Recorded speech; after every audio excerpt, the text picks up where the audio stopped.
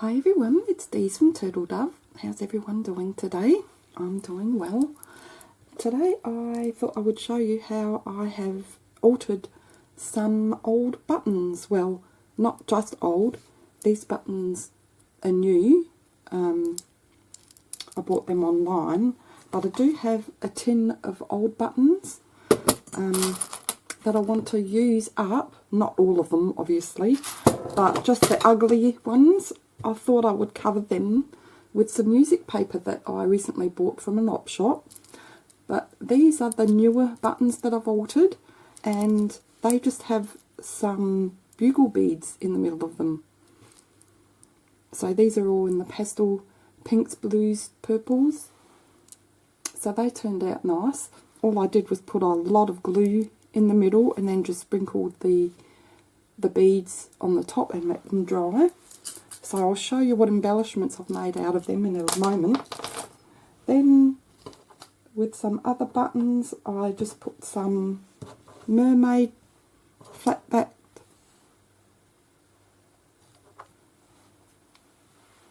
pretty things on them. And these I used just all the clear buttons. So again, that was just gluing down. And they look really pretty. And the good thing with these is that you can layer the buttons. If you get a bigger button, I'll show you in a moment, then you can just keep layering. And not all buttons are fat, some of them are really thin. So, and these are some other ones I've made. I ended up so messy last night, I had to scrub my fingers just to get all the glue off. But yeah, these are just white buttons, and there's a odd black one here, and I just used the jemmies, flat back jemmies. So you can do so many things with them. You can put them on crocheted flowers, you can put them on paper flowers. You can put them on some lace if you make. This is a bit big, but if you made a small one out of ribbon, you know, you can put them in as for the centres. There's so many things you can do with them. And then I tried putting some of the, what's it called? The diamond dust. The glass diamond dust on some of the buttons. And I thought I would put something in the middle of that. Put flowers in there, paper flowers, whatever. And that's, now I've got some glass silver dust as well, or glass glitter, I guess you can call it. And that's on the pink buttons. And then you can, if I didn't glitter this one up, you could layer them. This one's still a bit big, but if you had a smaller button, you see what I mean? You can just do all sorts of things with them. And then, lastly, I used my music paper that I bought from the op shop and started covering those up. So this one I covered at the back as well, and these ones I just glued the front, and then I used a file and just fold the paper off around the edges so you can still see the edge of the button. And you can finish that off with some lacquer or Mod Podge or something, but I just left mine. So now I'll show you what I've come up with, the little embellishments that I made using the buttons. So this is using the music buttons. They're all different size buttons, so that's why they're all different sizes. This one's the bigger one. So I just layered it up with some fabric. This is my last lot of tea-dyed fabric at the back. And then I put some lace on the front of that. And then some pink ribbon. And then inked the button edge. And then placed a pretty rose in the centre. And this one, I've only just glued this on. That was sort of a last minute thought. I thought, oh, I've got a string of pearls that I can place underneath, and that looks really nice. So I did those, and then I did that in the beautiful yellow and orange, and this string of pearls here is a bit bigger, but it's still small enough that it looks good. So that's, again, that's still wet, so I only did one of each colour just so that you can see. Again, I just layered it the same way. And with the bugle bead buttons, with the newer buttons that I have, I made these embellishments, and these are fun as well. This is more not as vintage looking, in the whites and the pastels and the iridescents. So again, it's just layering. I have some of this crepe paper that I folded up and sewed down the centre. So it's always good to have things like that on hand to make things easier. And then I have some ribbon, some white stretchy lace, and this purple, I don't know what it's called, but it's stretchy stuff. It's what they make hairbands out of. I thought I had more. I've got a little bit of, these were actually hairbands that I cut down, same sort of stuff. They're the wrong colours, so I've only got this purple. I thought I had more. And yeah, just sewed them. You don't have to sew if you don't have a sewing machine. You can either sew it by hand or you can just glue them together. So now I'll show you quickly before I go how I made this, which is quite self-explanatory really, but I'll just make one just so you can see you don't need a sewing machine. These ones here actually were glued on, they weren't sewn, but the others were sewn, so I just used some fabric glue.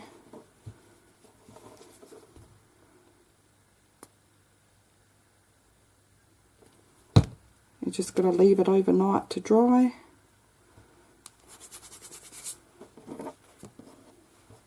And just put some on the other side, just wherever you think you can. You don't have to glue the whole thing. This is quite strong glue, so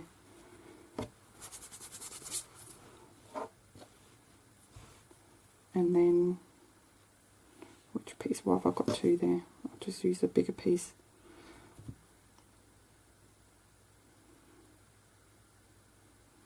Let's put the ribbon down.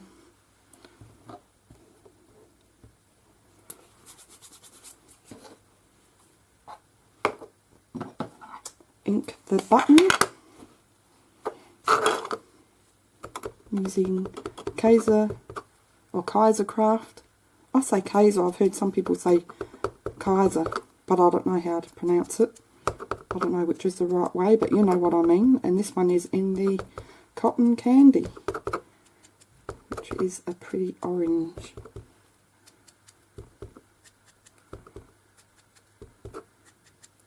And I'm using a new dauber, so that's why I'm having to get onto the pad a lot. And just do the edge if you want some more colour. You can have it fainter if you want.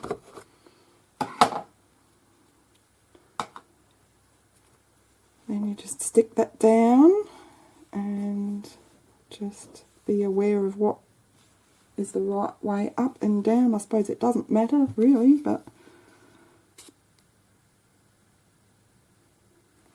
put plenty of glue there. And because the glue can go through the fabric, I always put it on a piece of plastic just to dry. And then the last thing is put the flower on. You can make your own flowers if you're good at that. If you have some store-bought flowers, and that's as easy as that. Then later on I was looking at all the dangles that I've been making, and you could even put make a smaller dangle and put a dangle on the bottom of that. How nice does that look?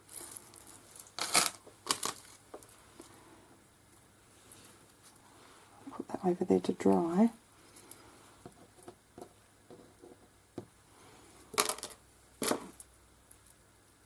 There's another little dangle I made with some of those clasps, tassel clasps.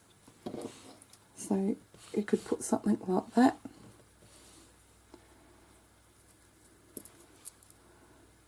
Down there, that would look nice. That's a little bit big, I guess. What else have I got? Just been looking through my stash just to see different ways you could use them, and they'd be great for journaling or just other embellishments, especially these ones.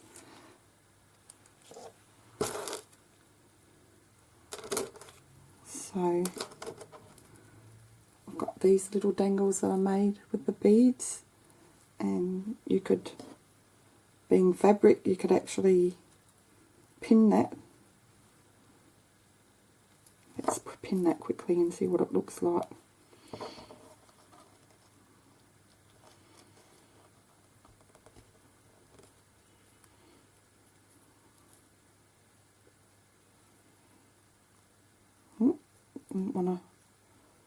There we go. But that looks really nice. So I love these music buttons, music sheet buttons. Now I'll just quickly show you as well. It's not going to end up quick, is it? I keep saying quickly, but I just wanted to show you how I glue the button and the paper together. So you pick your nice side,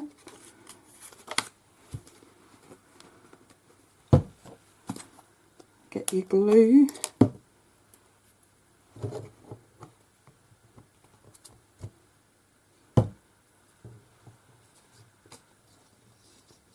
did have a pin here, now it's missing.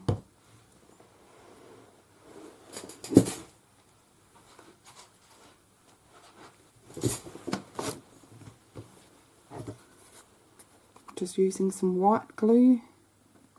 You could use Mod Podge. It's basically decoupaging the button, really, that's all it is.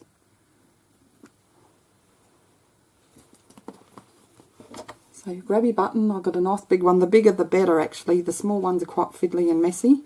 And you may get some glue at the other end of the button too, so I'll try not to put too much on in the middle, but I do want to cover most areas. And then you just put plenty on the top. This is where my fingers got so messy last night. I had to scrub them about 3 times because I kept missing things, and then I'd find the next hour I was just peeling glue off of me. Okay, so find the right side. Center that button, and I punched, I just used my scalloped circle punch. You could just place the button on paper and do a rough circle around it that way, just a bit bigger than the button. And you just get your thumb and push that down in the centre, and after a little while the paper will soften. This is quite good paper.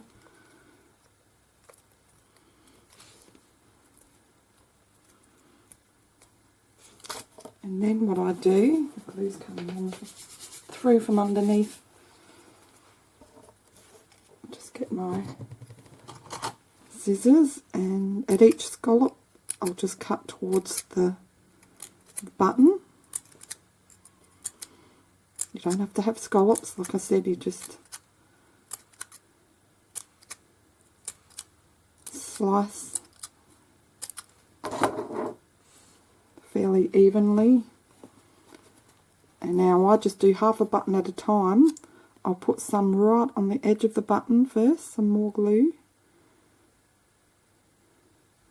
and then I'll just put some of that glue at the tip of each of these little sections that I've cut. And then you just fold, they look like little petals. Fold each section up at a time and really pull that in, and because the papers become a little bit pliable with the dampness of the glue, you can sort of push that down on the edge as well, so it's not poking out too much anywhere. It's nice and smooth.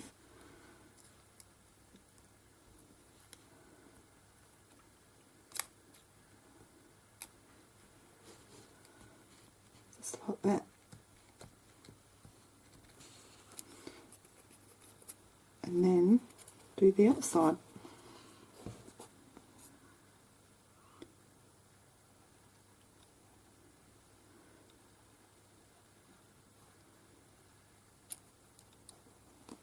And then I just leave that overnight to dry, and then it's ready to embellish the next day.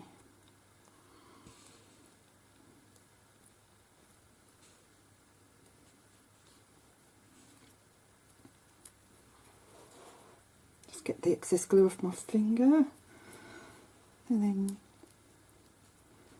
just make sure the sides of the button are nice and smooth. Just push them down. Could put more glue on here at this stage if there's any bits sticking up, and that's it. That's as easy as that. And then you can just layer it like I showed you.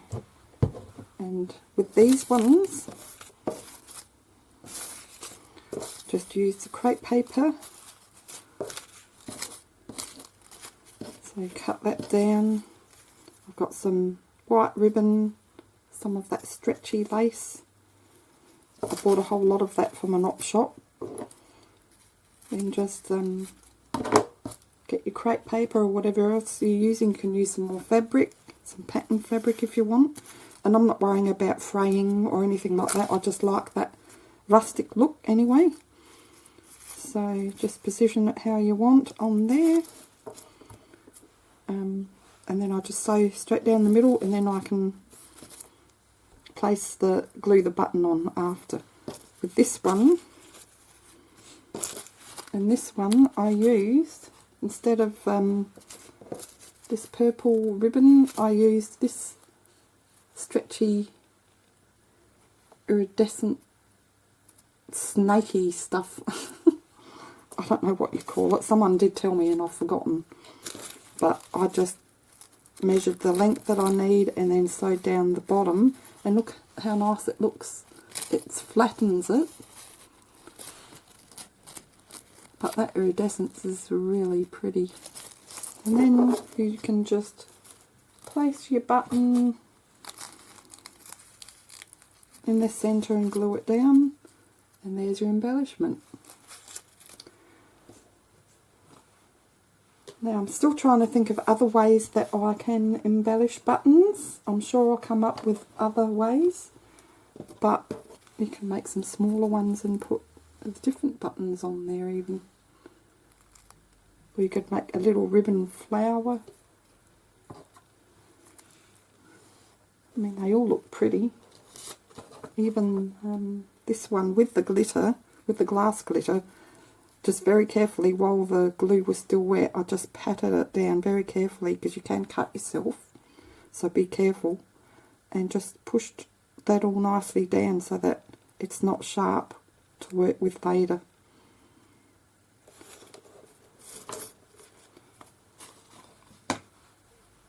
So you can get, I've got these crocheted flowers. You can put something like that in the centre like that. That looks nice. A smaller one. It's a button. You could put maybe something on the centre of that, and you keep layering. So just so many different ideas out there. So yeah, I just thought I'd share that with you. This is what I've been busy making, and it's been fun trying something different. So thanks for watching, guys. Take care, and we'll see you next time. Bye for now.